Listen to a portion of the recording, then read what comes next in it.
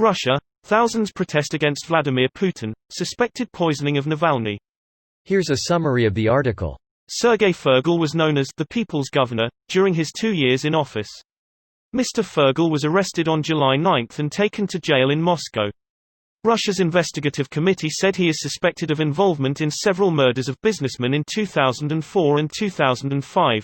The charges relate to Mr. Fergal's time as a businessman importing consumer goods, timber and metals.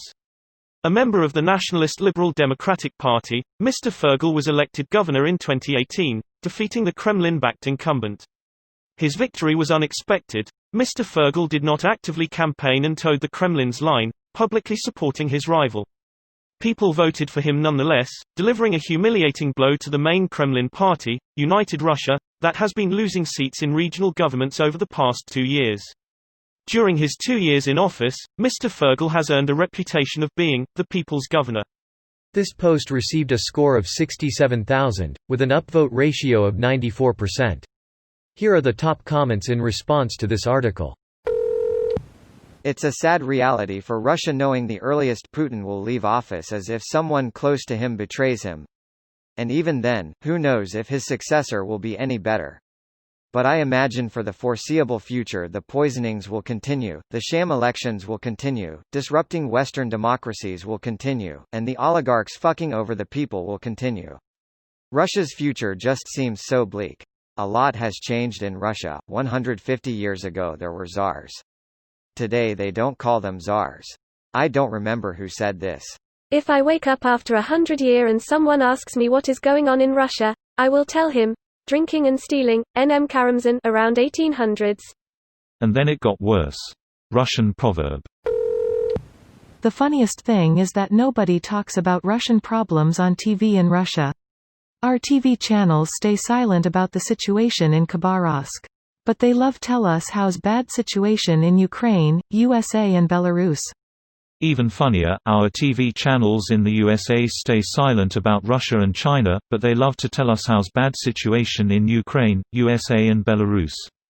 I highly recommend the YouTube channel China in Focus NTD for anyone interested in Chinese news. China in Focus. Smug poisonous snake. But I shouldn't insult snakes as I like them. I like snakes in general, but not venomous ones. I only like constrictors. So you prefer strangulation to poisoning? That's kinky. I prefer we poison ourselves together, at least a couple glasses, before strangling each other. There's a video on YouTube of a snake poisoning itself. Fucking crazy. Found it? That's it. It's actually having a seizure. It ingested something toxic most likely. But yep, that's what it looks like when snakes have seizures. Suspect, literally the whole world knows he did it and he's been gloating about doing this kind of thing for 2 decades. It's basically his strategy for dealing with any threat. Take steps to eliminate it in a way that makes everyone think it was him, then say, oh, me. Oh no, I would never do that. The very idea. Then smirk at the camera like an amateur dramatics portrayal of Iago. All of these critics who have been, mysteriously, murdered, from Litvinenko to Skripal to the journalists thrown off buildings to Navalny, Putin wants everyone to know he did it. He wants them to know the price of standing against him. He's a fucking mob boss.